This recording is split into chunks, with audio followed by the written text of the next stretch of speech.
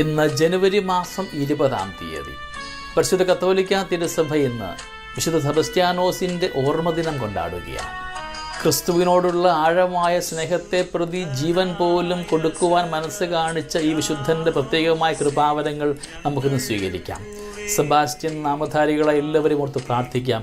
ഈ വിശുദ്ധൻ്റെ പ്രത്യേകമായ ചൈതന്യങ്ങളൊക്കെ നമ്മുടെ ജീവിത മേഖലയിൽ എന്നും ഉണ്ടാകുവാൻ, പ്രത്യേകമായി സാംക്രമിക രോഗങ്ങളുണ്ടാകുമ്പോൾ, ചുറ്റുവട്ടങ്ങളിൽ രോഗഭീതിയിലായിരിക്കുമ്പോഴുമൊക്കെ ഈ പുണ്യവാൻ്റെ പ്രത്യേകമായ മാധ്യസ്ഥ്യം നമ്മുടെ ജീവിത മേഖലയ്ക്ക്, രോഗബലഹീനതകൾക്ക്, സങ്കടങ്ങൾക്ക്, ഭീതിക്ക്, ആകുലതയ്ക്കൊക്കെ അനുഗ്രഹമാകട്ടെ എന്ന് പരസ്പരം പ്രാർത്ഥിക്കാം. തിരുനാളിൻ്റെ എല്ലാ മംഗളങ്ങളും ഏറെ സ്നേഹത്തോടുകൂടെ നിങ്ങൾക്ക് ഏവർക്കും നേരുകയും ചെയ്യുന്നു. രക്തസാക്ഷിയായ വിശുദ്ധ സെബസ്ത്യാനോസ്. ഒരു റോമൻ സൈനിക ഉദ്യോഗസ്ഥനായിരുന്ന സെബസ്ത്യാനോസ് ഗോളിൽ നർബോണിലാണ് ജനിച്ചത്. സ്വാഭാവികമായി സൈനിക സേവനം അദ്ദേഹത്തിന് അരോചകമായിരുന്നെങ്കിലും ക്രിസ്തീയ വിശ്വാസത്തെ പ്രതി അറസ്റ്റ് ചെയ്യപ്പെടുന്നവരെ സഹായിക്കുവാൻ വേണ്ടി റോമിലേക്ക് പോയി സൈന്യത്തിൽ ചേർന്നു. AD 283 ഈ ധീരമായ കാൽവെപ്പ്. അന്ന് ഇരട്ട സഹോദരന്മാരായ മാർക്കസും മർസലിനീസും ക്രിസ്ത്യാനികളെന്ന കാരണത്താൽ കാരാഗൃഹത്തിൽ അടയ്ക്കപ്പെട്ടിരിക്കുകയായിരുന്നു. ബന്ധുജനങ്ങളുടെ പ്രേരണയാൽ രക്തസാക്ഷിത്വം ഉപേക്ഷിച്ച് മതത്യാഗത്തിന് തയ്യാറായിക്കൊണ്ടിരുന്ന ഈ സഹോദരന്മാരെ സെബസ്ത്യാനോസ് ജയിലിൽ പോയി ധൈര്യപ്പെടുത്തി. ജയിലിൽ വച്ച് അദ്ദേഹം ചെയ്ത ഉപദേശം ജയിൽവാസികളുടെ ഹൃദയത്തെ ഹഠാതെ ആകർഷിച്ചു. നിക്കാസ്ട്രാറ്റസിൻ്റെ ഊമയായിരുന്ന ഭാര്യയെ അദ്ദേഹം സുഖപ്പെടുത്തി. 16 ജയിൽവാസികൾ മാനസാന്തരപ്പെട്ടു. മാർക്കസിൻ്റെയും മർസലിനീസിൻ്റെയും പിതാവ് ട്രെമിലിയാനൂസ് ജ്ഞാനസ്നാനം സ്വീകരിച്ചതോടെ അദ്ദേഹത്തിൻ്റെ വാതരോഗം സുഖപ്പെട്ടു. ഈ കാര്യങ്ങളെല്ലാം ഗ്രഹിക്കാനിടയായ റോമൻ ഗവർണർ കൊമേഷ്യസും മകൻ തിബുർത്തിയൂസും മാനസാന്തരപ്പെട്ടു. സെബസ്ത്യാനോസിൻ്റെ കരങ്ങളിൽ നിന്ന് ജ്ഞാനസ്നാനവും സ്വീകരിച്ചു.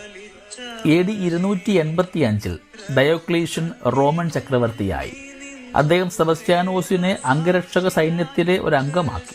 3 വർഷം അങ്ങനെ കഴിഞ്ഞു. ക്രൊമേഷ്യസും മകനും റോമയിൽ നിന്ന് പലായനം ചെയ്തുവെങ്കിലും അവരെയും സെബസ്ത്യാനോസിനെയും ടോർക്വാറ്റസ് എന്ന ഒരു മതത്യാഗി ഒറ്റിക്കൊടുത്തു. തിബുർത്തിയൂസിന്റെ തല വെട്ടിക്കളഞ്ഞു. കൊമേഷ്യസും വധിക്കപ്പെട്ടു.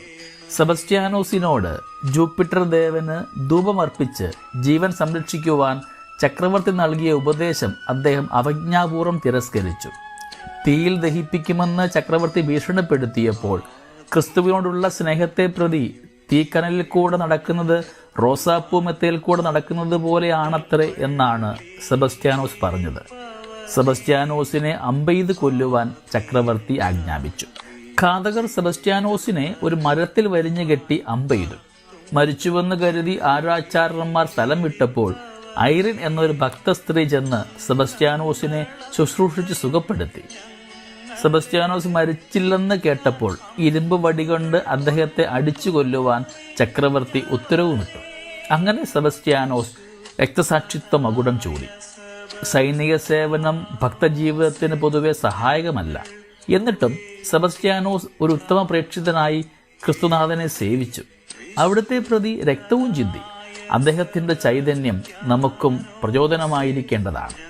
മരണം വരെ നീ വിശ്വസ്തനായിരിക്കുക, എന്നാൽ ഞാൻ നിനക്ക് ജീവിതമകുടം നൽകാം. ക്രിസ്തുവിനെ പ്രതി മരിക്കേണ്ടി വന്നാലും വിശ്വാസം നഷ്ടമാക്കുകയില്ലെന്നുള്ള തീരുമാനമെടുത്തുകൊണ്ട് നമുക്ക് മുമ്പോട്ട് പോവാം. ഈ ദിനത്തിൻ്റെ എല്ലാ മംഗളങ്ങളും സ്നേഹാശംസകളും ഒരിക്കൽ കൂടെ നേരുന്നു. സെബസ്ത്യാനോസിന് പ്രത്യേകമായ മാധ്യസ്ഥ്യം നമ്മുടെ ചുറ്റുവട്ടങ്ങളിലുള്ള എല്ലാ രോഗബലഹീനതകളെയും അനുഗ്രഹമാക്കുവാനായിട്ട് നമ്മുടെ കൂടെ ഉണ്ടാവട്ടെ എന്ന് പ്രാർത്ഥിക്കാം. ദൈവം നമ്മളെല്ലാവരെയും സമൃദ്ധമായി അനുഗ്രഹിക്കട്ടെ. നമ്മുടെ കർത്താവ് ഈശോ മിശിഹായുടെ കൃപയും പിതാവായ ദൈവത്തിൻ്റെ സ്നേഹവും പരിശുദ്ധാത്മാവിൻ്റെ സഹവാസവും നമ്മുടെ കൂടെ എന്നും ഉണ്ടായിരിക്കട്ടെ, ഇപ്പോഴും എപ്പോഴും എന്നേക്കും. ആമേൻ.